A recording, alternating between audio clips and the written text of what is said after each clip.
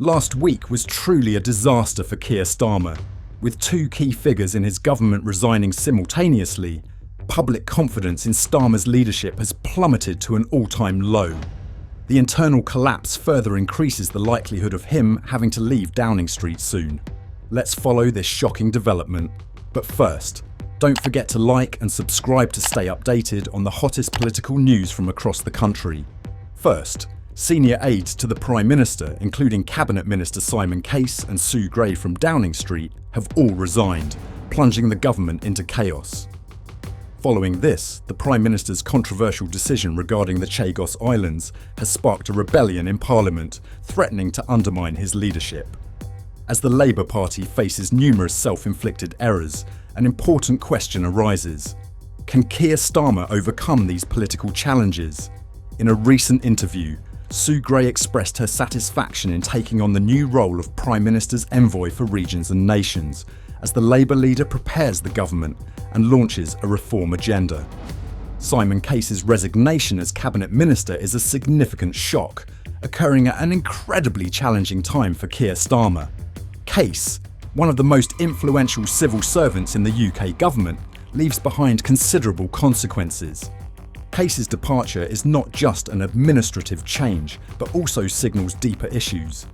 He played a key role in ensuring the smooth operation of the government and advising on important political decisions. The resignation of a figure as influential as Case suggests potential internal disputes or dissatisfaction with the direction of Starmer's government, creating a significant level of instability within. Before this, Prime Minister Keir Starmer also declared that the government's work is urgent and that the promise of reform will begin today. Simultaneously, Keir Starmer quickly announced his first cabinet, which includes the first female Prime Minister of the UK, Rachel Reeves, and Angela Rayner as Deputy Prime Minister. Simon Case's resignation could undermine trust in Starmer's ability to maintain his leadership team. When an important figure like a cabinet minister no longer wishes to participate, many will begin to doubt Starmer's control over the leadership. Is he losing grip on his close circle? Can he effectively govern the government through significant challenges?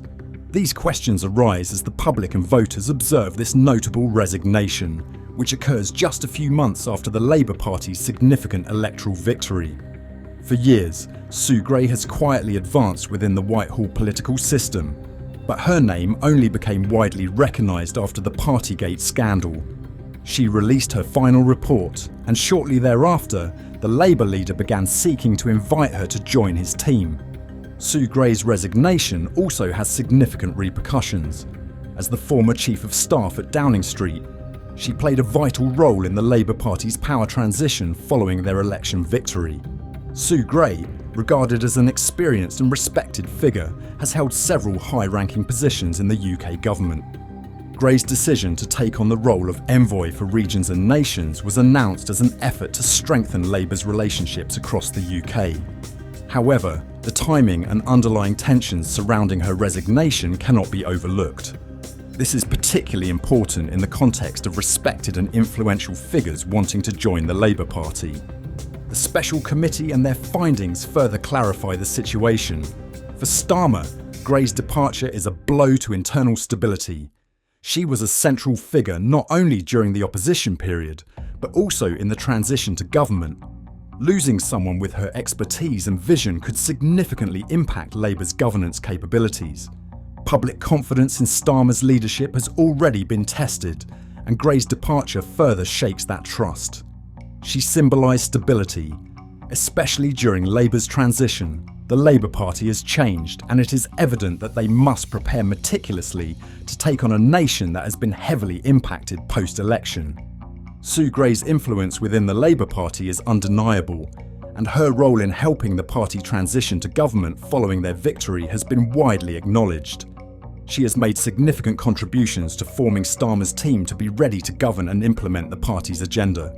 Sue Gray's new role as envoy is expected to continue this important work and help focus on strengthening regional relationships. However, this move is being closely monitored by the media, especially regarding questions about the Labour Party's long-term direction and strategy. How long have negotiations been underway for Sue Gray to join the Labour Party? the media has relentlessly reported negatively on her resignation, overshadowing the recent party conference. Instead of focusing on the success of the power transition, the press has shifted attention to Gray's departure, creating an image of a government in crisis. Speculation surrounding Gray's decision further heightens uncertainty about the Labour Party's future. Although the Labour Party insists that Starmer warmly welcomes Gray's joining as Chief of Staff, her resignation still raises many mixed thoughts. Some believe this is a strategic move, allowing Gray to focus on strengthening regional relationships, which are essential for the party's long-term strategy. However, others argue that her departure signals fractures within the leadership team. If a significant figure like Gray feels the need to resign, what does that reflect about Starmer's control over his government? Next, Richard Tice will deliver a speech warning that Ed Miliband's net zero emissions policy threatens the UK's national security. Let's explore the implications of this statement. The morning begins with a grey, overcast sky, not exactly a bright day. Richard Tice, leader of the Reform UK party, does not hesitate to describe the chaotic situation in Keir Starmer's Labour government, referring to it as Starmergeddon. This is not merely a mocking remark. That comment serves as a sharp criticism of the internal turmoil within the Labour Party. Tice's frustration reflects the fact that even outsiders are noticing the instability among Labour's leadership. He coined the term Starmergeddon earlier this year, predicting a catastrophic collapse for Starmer, and no one expected the situation to escalate to this extent. With a series of key figures resigning, Tice's predictions seem to be coming true, and he does not miss the opportunity to emphasise that. Business confidence is plummeting, which Tice attributes to Labour's policies. He argues that the party has weakened the economy and previously stated that the situation would only worsen. Currently, businesses are hesitant, refraining from investing or launching any projects due to uncertainty about the government's next moves. In his speech, Tice compares the current Labour government to the previous chaos within the Conservative Party and criticises Labour for descending into complete disorder. This is a bold statement, especially considering the severe backlash the Conservatives have faced in recent years due to power struggles and poor management. Tice argues that Labour's chaos is even worse, claiming that Starmer's government, once expected to bring stability and new leadership, is now out of control. The term Carmageddon he uses clearly reflects the situation, indicating that the issues are not only minor but are escalating rapidly, causing Starmer to struggle to maintain control. Tice's comments have made a significant political impact, further complicating the already tense situation for Starmer. The media quickly seized on these remarks, amplifying them to create the impression that Labour is on a very shaky foundation. For Starmer, this represents a major political issue he cannot resolve, as public criticisms like Tice's further erode trust and support.